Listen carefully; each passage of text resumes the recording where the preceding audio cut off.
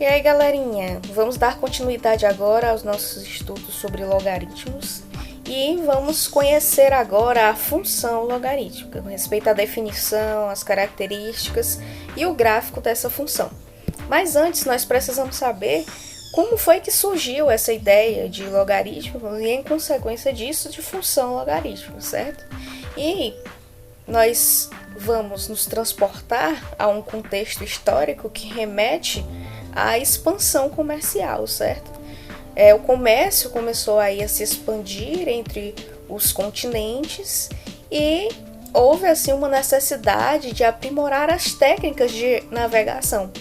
Mas para isso era preciso ter métodos que fossem práticos, rápidos, que facilitassem os cálculos, tais como na astronomia, no acúmulo de riquezas e também dos juros gerados pelas viagens marítimas. E como a matemática ela vem para suprir, a necessidade do ser humano, a função logarítmica ela não foge essa regra. Ela veio justamente para facilitar aí esses cálculos que seriam necessários naquela época. E nós podemos destacar dois carinhas. O primeiro aqui é o John Napier e o segundo o Gilbert Byrd, certo? Que eles desenvolveram aí, independentemente um do outro, métodos com os mesmos fundamentos básicos, mas eles diferenciavam aí dos valores numéricos, da terminologia, mas enfim, foram eles os responsáveis por darem aí as primeiras noções de logaritmo, consequentemente, função logarítmica. Só que aí, o nome que a gente mais conhece, do John Napier, justamente porque em 1614, antes do Byrd, ele lançou aqui esse tratado, foi o primeiro a escrever sobre o logaritmo. Por isso que ele ficou bem conhecido aí nessa área da matemática, ok? E hoje? Hoje nós precisamos dessas funções porque elas têm muitas aplicações, certo? A aplicabilidade da teoria da função logarítmica ela é bem vasta, principalmente em outras áreas do conhecimento. E ela é muito útil, certo? Quando a gente pensa em agilizar cálculos, bem como ampliar conhecimentos em assuntos específicos. E aqui eu vou mostrar para vocês algumas aplicabilidades da função logarítmica, para vocês entenderem o porquê que é necessário a gente estudar essa função, tá? E a primeira aplicabilidade é aqui na matemática financeira. Então, é muito comum a gente utilizar a função logarítmica. Por exemplo, eu quero aplicar um determinado capital lá no banco e eu sei que tem uma taxa anual e tem juros anuais.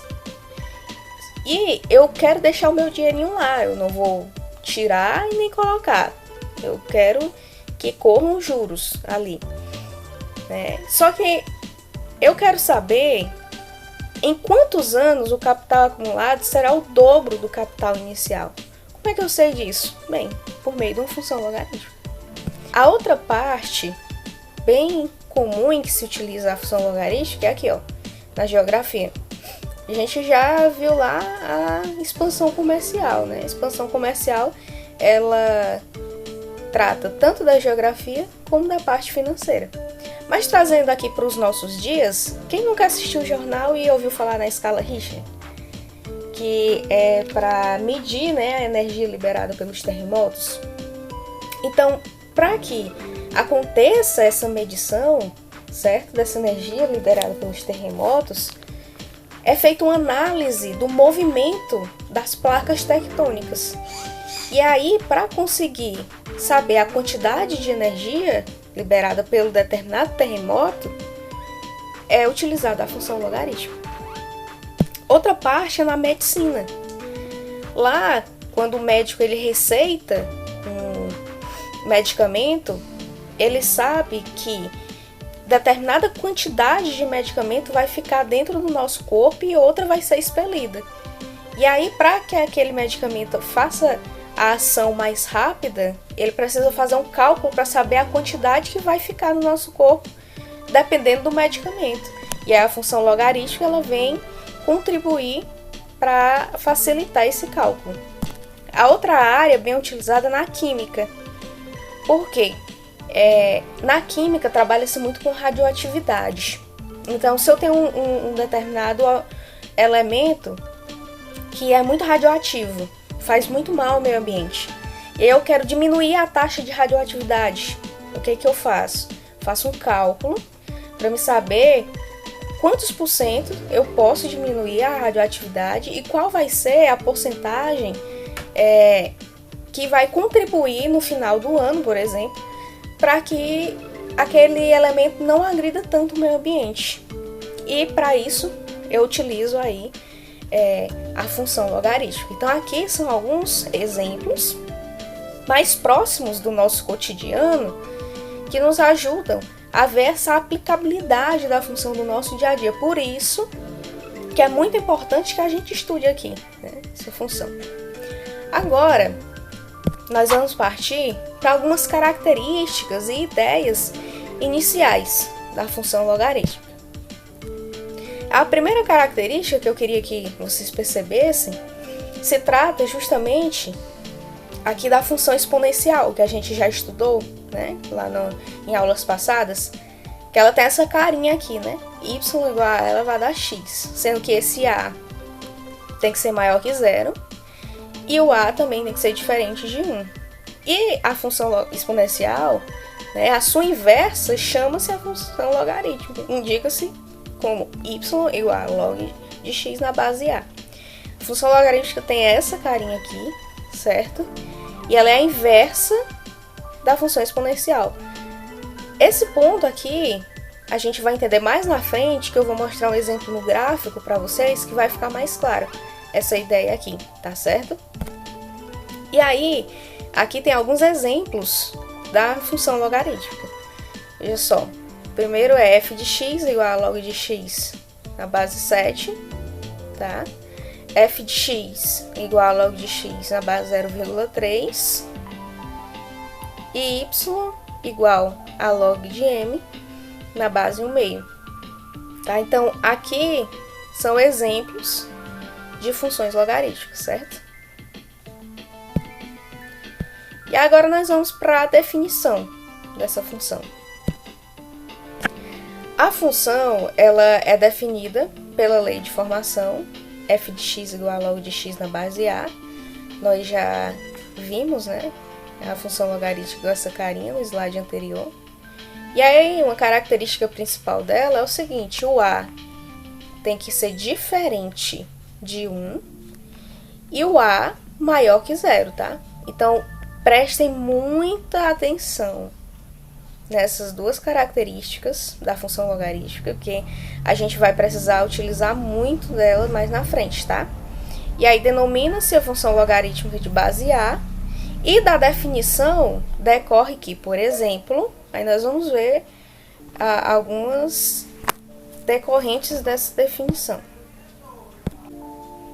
Então veja só,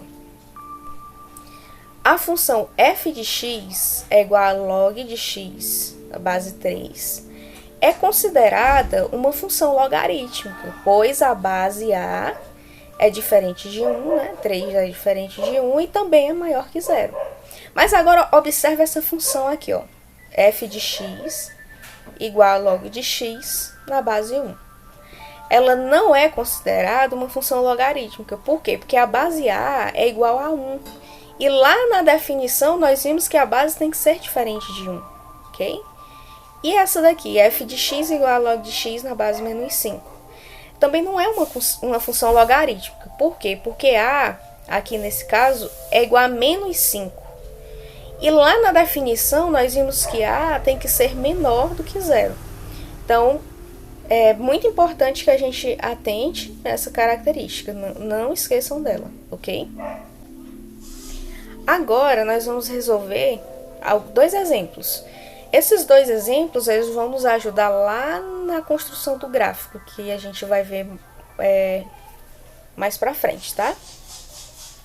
Então, o exemplo 32, é o exemplo do livro de vocês, diz assim, ó, considere a função dada por f de x igual a log de x mais 1 na base 2, e ele quer que a gente determine o f de 7. Aí eu quero que vocês prestem atenção, que aqui, ó, nesse f de x, nós temos f de x, e aqui nós temos o f de 7. Isso está querendo dizer o que para nós? Que aonde tiver x, eu vou substituir pelo 7. Aí vai ficar assim, ó. Era log de x mais 1. Aí eu substituí o x por 7, ficou log de 7 mais 1 na base 2. Isso aqui é igual a log de 8, né? 7 mais 1 na base 2. Daí nós temos que resolver aqui esse logaritmo, certo? E aí nós temos o seguinte, que log de 8 na base 2 é igual a y. Assim, nós temos o seguinte, que 2 elevado a y é igual a 8. Então, qual é o valor que eu substituo aqui, né, no lugar de y, que eu obtenha 8, né? 2 elevado a y igual a 8. Fazendo essa pergunta, nós temos que é o próprio 3, né? Porque se eu fizer 2 vezes 2 vezes 2, eu vou obter como resultado 8. Então, daí eu tiro que y é igual a 3. Logo, eu tenho que o log de 8 na base 2 é igual a 3. Certo? Então, a sacada aqui é justamente você ver que no lugar do x, você vai colocar o 7, tá? E aí você consegue resolver aí qualquer exemplo que seja aí dessa maneira, ok? Próximo exemplo é o exemplo 33, também do livro de vocês, que diz, ó, dada a função g, tal que g de x é igual a log de x menos 4 na base 3, determine o valor de x para. Aí veja que agora o valor, ele não está aqui dentro do parênteses, está fora, né? Isso significa o quê? Significa que g de x é igual a essa função. Então, essa função aqui vai ser igual a 3. Então, como é que fica? Vai ficar desse jeito. Log de x menos 4 na base 3 é igual a 3. Nós já vimos como é que resolve, né? Aí os logaritmos, então fica mais fácil pra gente. Então, eu vou ter o seguinte, ó, que 3 elevado a 3, né? Vai ser igual a x menos 4. Aí é só resolver essa expressãozinha. 3 elevado a 3 é igual a 27, menos 4 tá aqui negativo. Eu vou passar ele para o primeiro membro aqui da equação, ele vai positivo, igual a x, que fica sozinho aqui isolado. Aí eu tenho que 27 mais 4 é igual a 31, logo eu sei que x vai ser igual a 31. Então, a gente descobriu o valor de x. Esses dois exemplos são bem interessantes. Nós vamos ver a aplicabilidade deles agora no estudo do gráfico dessa função, que é muito interessante.